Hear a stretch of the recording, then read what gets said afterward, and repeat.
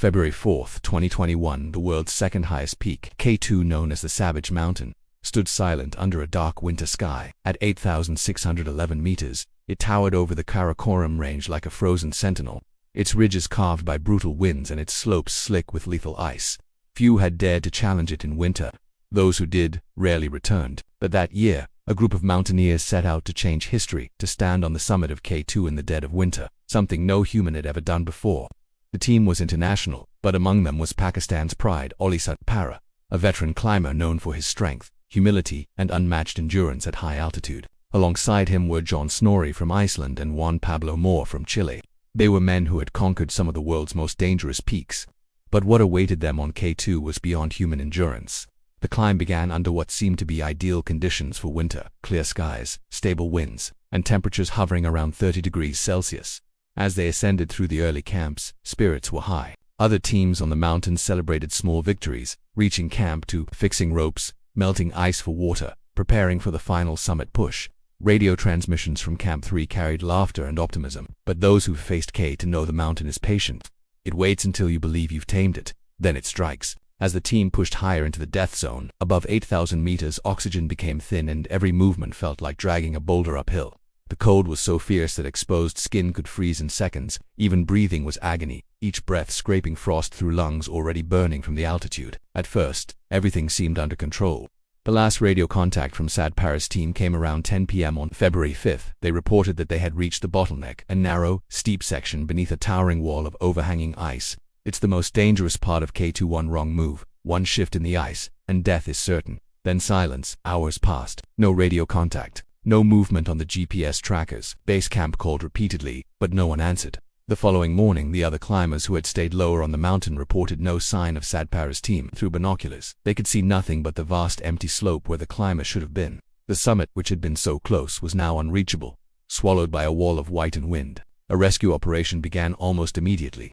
Helicopters flew up the glacier, hovering at the limits of their altitude range.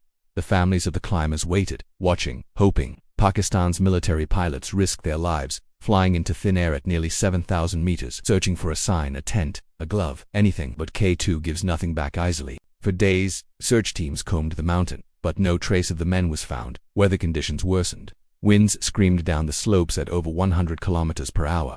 Temperatures dropped below 50 degrees Celsius. The mountain was a wall of ice and death. After more than a week of searching, the operation was called off. The mountain had claimed them. Months later, when the snow began to thaw, their bodies were finally discovered, still roped together, frozen in place high on the mountain near the bottleneck. It was as if time itself had stopped for them.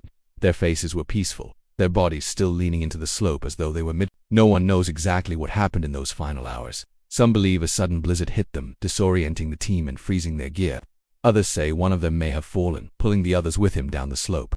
A few even whispered that the bottleneck itself, that massive hanging serac of ice, may have collapsed above them, burying them in seconds. But what haunts those who study the tragedy isn't just how they died, it's what they faced in those final, silent hours. At 50 degrees Celsius, your body begins to shut down. Fingers lose feeling, then hands. The blood thickens, the brain fogs, hallucinations start. You begin to feel warm, even as your skin freezes. A cruel trick of hypothermia called paradoxical undressing. Some climbers have been found without gloves or jackets, convinced they were overheating in the cold. Others simply sit down, exhausted, and never stand again. The cold isn't loud. It doesn't scream. It just waits. And when it takes you, it's almost gentle. The 2021 K2 winter disaster marked one of the darkest chapters in mountaineering history. Dyatlov Pass' death hit Pakistan especially hard. He wasn't just a climber, he was a symbol of courage, humility, and hope. Entire villages mourned him. Schools were named after him. Statues were erected. People still visit his resting place on the mountain to leave flags and flowers, as if paying tribute to a fallen guardian of the peaks. But those who were there that winter say the mountain changed after that day. Climbers who've returned to K2 since then describe strange sensations near the bottleneck: radios that crackle with static when no one is speaking, sudden bursts of wind that sound eerily like whispers. Some claim to have seen figures moving far above the safe line, shadows on the ice where no climber should be. One Sherpa who attempted K2 in 2022 recalled waking up at Camp 3 to faint voices outside his tent. He unzipped the flap and looked out into the snowstorm, and for a brief moment, he swore he saw 3 figures, roped together, moving slowly up the slope. When he blinked, they were gone. Maybe it was the wind. Maybe it was something else. The mountain keeps its dead, and sometimes it remembers them. Even now, years later, When climbers stand at the base of K2 and stare up at the peak, they say you can feel something, an invisible weight pressing down from above, like the mountain itself is warning you, don't come looking for glory here, because up there, where the air is too thin to breathe and the stars are so close, you could almost touch them. There are things colder than ice, and they never let go. In February 1959, a group of 9 experienced hikers from the Ural Polytechnical Institute in the Soviet Union set off on an ambitious winter expedition through the rugged and treacherous Ural Mountains. These hikers were no strangers to the harsh conditions of the Russian wilderness. They were well prepared for the journey ahead, fully equipped with the necessary gear and clothing to withstand the freezing temperatures of the region. Their goal was to reach the summit of Otorten, a mountain in the northern Ural range, but they would never make it there. What happened to them during their trek has become one of the most chilling mysteries in mountaineering history, a mystery that has remained unsolved for over 6 decades. The group, led by Igor Dyatlov, consisted of 8 men and 1 woman, all of whom were seasoned hikers and climbers. They were experienced students, familiar with the harshness of the terrain, the bitter cold, and the dangers of the mountains. Their journey began on February 1st, and they set up camp on the eastern slope of the mountain Kholat-Syakhl. This location, in the far northern reaches of Russia, is known for its desolate beauty and its extreme winter conditions, where temperatures can plummet as low as 46 degrees Celsius (50 degrees Fahrenheit). It was here, in the dead of night, that the hiker's nightmare began. On the night of February 1st, something terrifying happened that drove the group to flee their tent in the middle of the night. The hikers had pitched their tent in a snowfield, fully aware of the risk of avalanches, but something far stranger and more horrifying occurred. In the dark hours of the night, they cut their way out of the tent with a knife, leaving all of their equipment, gear, and shoes behind. The hikers, who were clad in nothing but their underwear or light clothing, fled into the freezing cold, seemingly in a panic. They were never seen alive again. The situation was baffling from the start. These were experienced hikers, fully aware of the dangers of the mountains, yet they had abandoned their only shelter in the middle of a deadly cold night. The temperature outside was so cold that it would have been nearly impossible to survive for long without proper clothing. So, what had caused them to cut their way out of the tent and run into the night? What were they fleeing from? Days later, searchers found the hikers' bodies scattered across the mountainside in various states of undress. Some were found in a state of shock, barefoot, and in a trance-like state, while others were found with bizarre injuries. One of the hikers, Yuri Doroshenko, was found with his eyes and tongue missing. Another, Georgy Krivoneshenko, had severe internal injuries that seemed consistent with the kind of damage caused by a tremendous force, yet there were no external wounds. One of the hikers, Zinaida Kolmogorova, was found with a deep gash in her side, but no indication of how the injury had occurred. It was as if something powerful, otherworldly, and incomprehensible had driven them to their deaths. Theories began to emerge in an attempt to explain the deaths. Some speculated that an avalanche had struck the group while they were in their tent, causing them to panic and flee. However, no signs of an avalanche were found in the area. Others suggested that a sudden, violent storm might have caught them off guard, but the weather was not extreme enough to explain their strange behavior. Some have even gone as far as to suggest that the hikers were victims of a violent attack by a military group, given the mysterious injuries found on their bodies. Still, other theories point to paranormal explanations, suggesting that the hikers may have encountered something inexplicable, something beyond human understanding. The most puzzling aspect of the incident was the lack of external wounds on many of the hikers. Despite the severity of their internal injuries, some of the bodies were found with their skin covered in strange, unexplained bruising and burns, as if they had been subjected to an intense force that left no trace. There was also no sign of a struggle or an attempt to fight off an attacker. Instead, the hikers appeared to have been in a state of shock, as if they were under some kind of trance or compulsion to flee into the wilderness. In the aftermath of the Dyatlov Pass incident, the Soviet government conducted an official investigation, but the results were inconclusive. The cause of death was ruled as hypothermia, but this did little to explain the bizarre and horrifying circumstances surrounding the hikers' final moments. Some investigators suggested that the hikers had become disoriented or delirious due to the cold, but others pointed to the unexplained injuries as evidence of something far more sinister. As the years went by, the mystery of the Dyatlov Pass incident deepened, and it became a topic of fascination for conspiracy theorists, mountaineers, and paranormal enthusiasts alike. To this day, no one knows for certain what happened to those 9 hikers on that cold night in February 1959. The Dyatlov Pass incident remains one of the most haunting, unsolved mysteries of the 20th century, and its legacy continues to captivate the imaginations of those who are drawn to the unexplained. Some believe that the hikers were the victims of a violent attack, while others think that they may have encountered something far more inexplicable, something that defies all logic and understanding.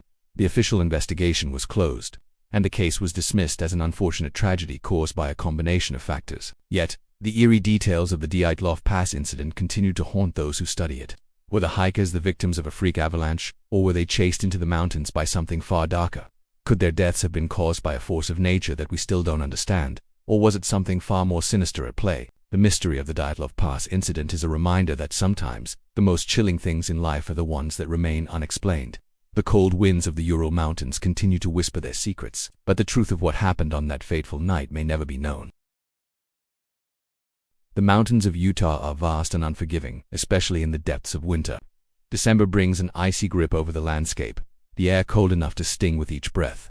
It's a place where solitude can be both a blessing and a curse, and a perfect place to escape the chaos of the world for a brief, peaceful retreat.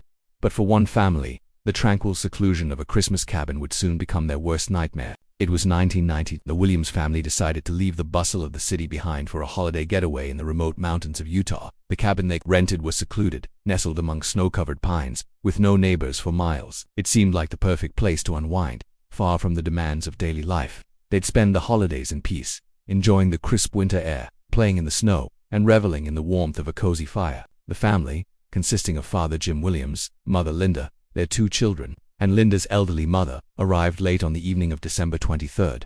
The kids, a son and a daughter, were thrilled with the snow, running around outside while the adults unpacked. By the time the evening came, the fire was roaring in the hearth, and the family gathered around the dinner table to share their first meal in the cabin. The world outside seemed a perfect winter wonderland, untouched by time or trouble.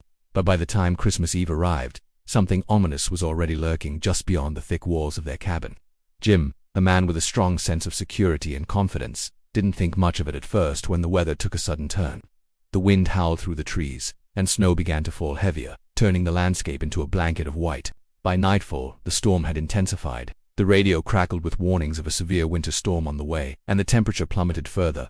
Despite the weather, the family felt safe within the cabin. They had food, warmth, and each other. What more could anyone need on Christmas Eve? But as the night wore on, something felt wrong. There was a strange sense of quiet that settled over the cabin. No sound from the wind outside. No shifting of the snow on the roof. Just an eerie silence. The feeling that something was about to happen grew stronger, but they couldn't place why. Around midnight, while the family was still up and finishing their Christmas preparations, a soft knock echoed through the door.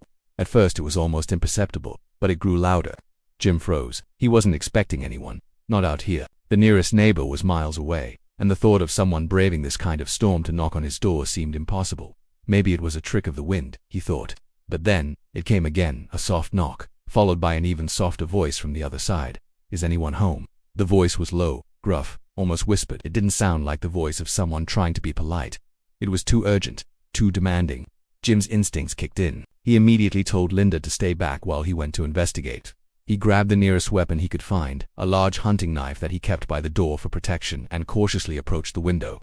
From the glass, he could just make out the silhouette of a man standing in the snowstorm, hooded, his face obscured by the falling snow. There was no sign of a vehicle, no way for someone to have arrived in this weather unless they were walking for miles. Jim's heart raced. Something wasn't right. He motioned for Linda to stay in the living room and called the local sheriff's office. The dispatcher assured him that they'd send someone out to investigate, but it would take at least an hour due to the storm. Realizing there was no immediate help, Jim decided to confront the stranger at the door. He walked cautiously to the entrance and opened it slightly, keeping the chain locked. "Can I help you?" Jim asked, his voice steady but filled with suspicion. The man stood there for a moment, staring into Jim's eyes, the cold night air swirling around him. "I'm just passing through," the man muttered, his voice barely audible. "My car broke down a few miles back. Can I come in to warm up?" Jim hesitated. There was something about the man's demeanor that felt off. His clothing was mismatched for the weather, and he had no visible signs of being stranded in a storm. No frost on his coat, no snow on his boots, nothing that would suggest he'd been out in the elements for long. "No," Jim replied curtly. "You need to leave. Now." The man didn't flinch. He just stood there, still, his eyes locked on Jim's, almost unnervingly so.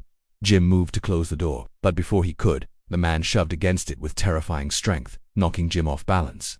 In an instant, the man was inside the cabin, his movements swift and deliberate. Panic set in.